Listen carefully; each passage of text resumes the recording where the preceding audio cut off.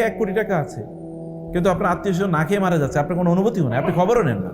তারা ফোন করলে আপনি ফোন ধরেন না, ইগনোর করেন, কারণ আপনার মনে হয় যে উনি আমার কাছে ফোন দিয়েছে কিছু আমার জন্য চাওয়ার জন্য, আমার কাছে কিছু চাইবে।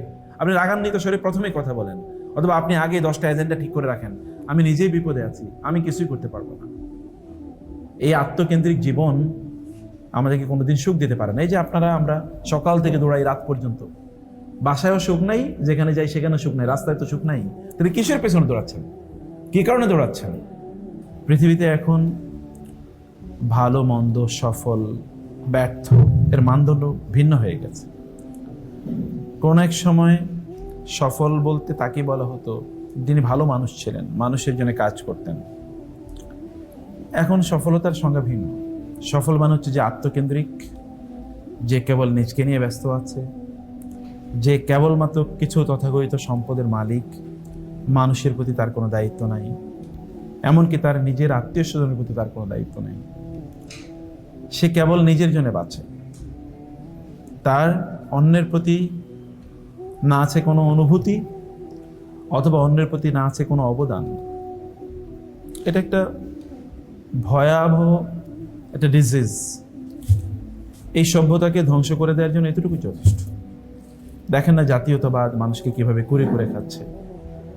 এই দেশ ওই দেশের উপর আক্রমণ করবে, এই দেশ ওই দেশের সম্পদ লুণ্ঠন করে নিয়ে যাবে। এটা এখন মানুষের চরিত্র হয়ে পড়েছে এবং এটা অধিকার মনে করা হয়। জাহেলি যুগে এটি কেমন ছিল? জাহেলি যুগের লোকেরা ধরেন এই গোত্র এবং ওই গোত্রের সাথে বন্ধুত্ব ছিল, আর যাদের সাথে বন্ধুত্ব নাই ওটা তো গোত্র প্রধান। এখন যেমন বিভিন্ন আঞ্চলিক একটা রেখার উপর ভিত্তি করে আমাদের একটা বিভাজন আছে, যেমন এই অঞ্চলে আমরা বসবাস করি, ফলে এটা আমাদের স্বার্থ, এবং আমাদের স্বার্থের জন্য আমরা প্রয়োজনে আরেক দেশ দখল করে নিয়ে যেতে পারি, নো প্রবলেম। ঠিক তেমনিভাবে জাহিলি যুগীয় রাসূল ইসলামের আগমন এর পূর্ববর্তী প্রায় 500-600 বছর পর্যন্ত অবস্থা ছিল কি, তুমি যেহেতু আমার বন্ধু নতব তোমার সবকিছু দখল করে নেওয়া আমার জন্য জায়েজ।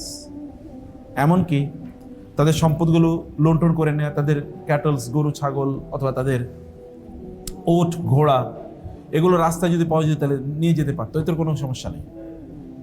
এবং রাস্তায় যদি আপনি সম্পদ নিয়ে যান তাহলে কেউ যদি আপনার সম্পদ নিয়ে গিয়ে আপনাকে মেরেও ফেলে তাহলে কোনো সমস্যা নেই। এমন আত্মকেন্দ্রিক সমাজ ছিল। কিন্তু ইসলাম এসে বলল কি না, মানুষ এর প্রতি মানুষের দায় আছে, দায়িত্ব আছে। ইয়া আইয়ুহান নাস ইন্না খালাকনাকুম মিন যাকারিন ওয়া উনসা ওয়া জাআলনাকুম শুউবান ওয়া ক্বাবাইলা লিতাআরাফু।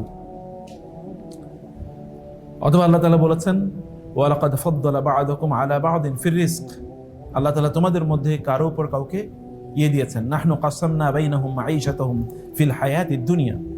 দুনিয়ার জীবনে আমরা কাউকে একটু বেশি দিয়েছি, আল্লাহ বলছেন আমি কাউকে বেশি দিয়েছি, কাউকে কম দিয়েছি। লিয়াত্তাখিযা বা'দুহুম বা'দান সুখরিয়া ওয়া রাহমাতু রাব্বিকা খায়রুম মিম্মা ইয়াজমাউন।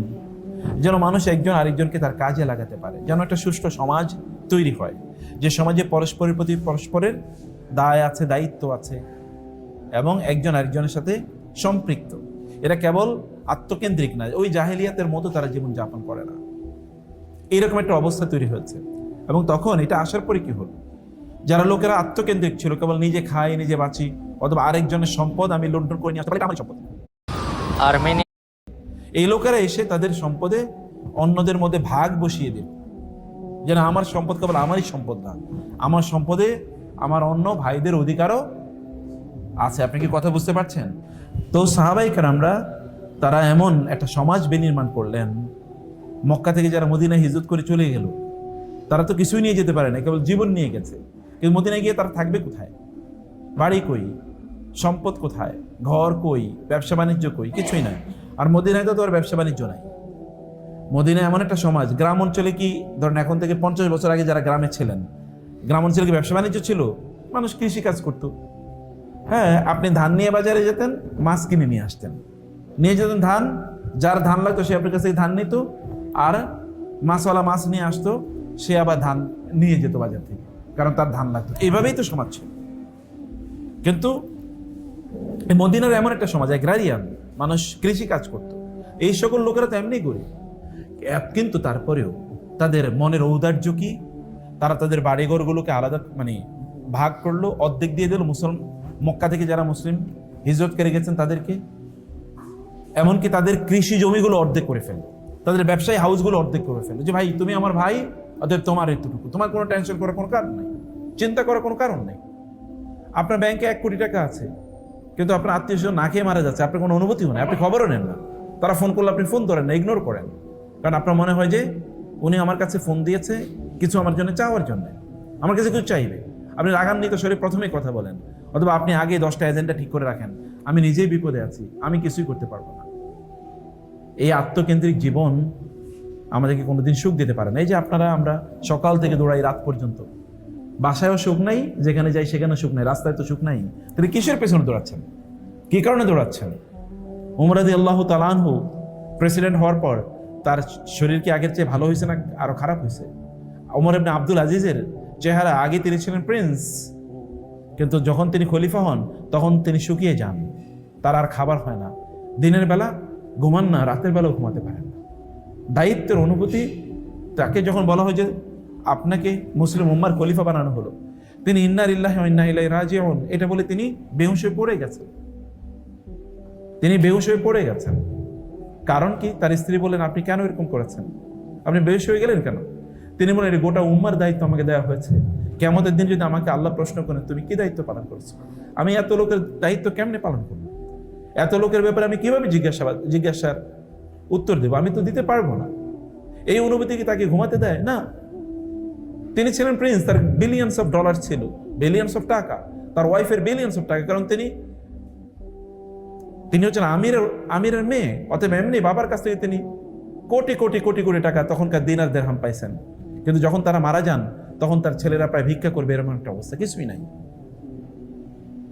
একটা খলিফা অর্ধ বিশ্ব যিনি শাসন করেছেন, অর্ধেক পৃথিবী, তৎকালীন অর্ধেক পৃথিবী শাসন করেছেন, তারপরে তিনি যখন মারা যান তার সন্তানরা, এরা কেউ 1 দিরহাম 2 দিরহাম, আমাদের এখনকার সময়ে অথবা 500 1000 2000 5000 টাকা করে ভাগে পাইছে, এর চেয়ে বেশি পায় নাই। আর তার থাকার কিছুই নেই। তার স্ত্রী, তিনি যখন খলিফা হয়েছেন তার স্ত্রীকে গিয়ে বলেছেন, তোমার সকল সম্পদ বাইতুল মালে দিয়ে দাও। বলে, এটা তো আমার বাবা আমাকে দিয়েছে। বলে, তোমার বাবা তো বড় কোনো ব্যবসায়ী ছিল না, এই সম্পদ এখানে রাখা যাবে না, এগুলো সব বাইতুল মালে, পাবলিক প্রপার্টি, এগুলো মানুষেরই দিয়ে দাও। এবং দিয়ে দিয়েছেন, তিনিও সব দিয়ে দিয়েছেন। ওমর ইবনে খাত্তাব রাদিয়াল্লাহু তাআলা আনহু তার ছেলেকে, তিনি যখন বাজারে গেলেন, গিয়ে দেখলেন ছেলে অনেক সেখানে উট বিক্রি হচ্ছে, তবে একটা সবচেয়ে সুন্দর, সুদর্শন, শক্তিশালী এবং রক্ত মাংস বেশি, এরকম মাংসালো একটা উট বিক্রি হচ্ছে। তিনি বলেন, ওটার মালিককে? বলে, এটা আমিরুল মুমিনের ছেলে আব্দুল্লাহ। আমিরুল মুমিন ওমরের ছেলে। ওমর কে বলছেন? আমিরুল মুমিনের ছেলে আব্দুল্লাহ উট এটা। বলে, আব্দুল্লাহ কই? বলে, আছে, তাকে ডেকে নিয়ে আসো। বলে, আব্দুল্লাহ এই উট কার? বলো, বাবা আমার। তুমি কবে উট মালিক হয়েছো? বলো, বাবা অনেক আগে আমি একটা উট কিনেছিলাম, তারপরে এটাকে আমি লালন পালন করেছি, তো এটার এত মাংস আসলে কোথেকে? অন্যদের উটে তো এত মাংস নাই, তোমার এত মাংস কিভাবে হলো? বলো, বাবা আমি এটা খুব টেক কেয়ার করেছি। কোথায় টেক কেয়ার করেছো? এটাকে ঘাস খাওয়াইছো কোথায়? এটা খাবার খাওয়াইছো কোথায়? বলে, ওই যেখানে অন্যরা তাদের উটগুলো নিয়ে যে সেখানে নিয়েছে। ও, সেখানে নিয়ে যাওয়ার পর তো লোকেরা বলেছে এ তো আমিরুল মুমিনের ছেলের উট, অতএব তার জন্য আলাদা জায়গা দিয়েছে, তাকে আলাদা স্পেশাল প্রিভিলেজ দিয়েছে। আচ্ছা, এটা আমিরুল মুমিনের ছেলের জন্য এই জায়গাটা থাক, তোমরা কেউ আর ওখানে তোমাদের উট নিয়ে যেও না। সে তো স্পেশাল সুযোগ পেয়েছে, অতএব তোমার উট স্পেশাল সুযোগ পেয়েছে, এই কারণে ওটার পেট মোটা এবং ওটার মাংস বেশি আর অন্যদের মাংস কম। এই উটের মালিক তুমি হতে পারবা না। কত টাকা দিয়ে কিনেছো? বলে, এত টাকা দিয়ে। যাও, এটা বিক্রি করো, যতটুকু টাকা দিয়ে কিনেছো ততটুকুই তোমার টাকা, আর বাকিটা এটা বাইতুল মালে মানুষের দিয়ে দিতে হবে, সাদাকা করতে হবে, সাদাকা করতে হবে। আর আপনি তো একটা ওয়ার্ডের মালিক হলে, ওয়ার্ডের কমিশনার হওয়ার পরে এরপরে আপনার চেহারা পরিবর্তন হয়ে যায়। যারা গুরুত্বপূর্ণ পদে থাকে তাদের চেহারা পরিবর্তন হয়ে যায়, চেহারায় তখন গ্লেজ তৈরি হয়, তখন তার মাংস বাড়ে, তখন তিনি মোটা হতে শুরু করে, তার জামা কাপড়ের স্টাইল পরিবর্তন হয়ে যায়। আর যখন ওখানে থাকে না তখন দেখা যায় যে অন্যরকম। আমাদের দেশে এরকম অনেক গুরুত্বপূর্ণ লোকেরা ছিল যারা যখন চেয়ারে বসতো তখন তাদের চেহারা থেকে গ্লেজ বাইর হতো, আর চেয়ার থেকে যাওয়ার পরে মনে হচ্ছে কাজের বুয়া অথবা রিক্সা চালক, এরকম আছে না? চেহারা দেখলে মনে হয়। তো কারণ কি? কারণ হচ্ছে এরা ওই দায়িত্বকে তারা প্রিভিলেজ হিসাবে নিয়েছে, সুযোগ, যে আমি তো একটা সুযোগ পাইছি।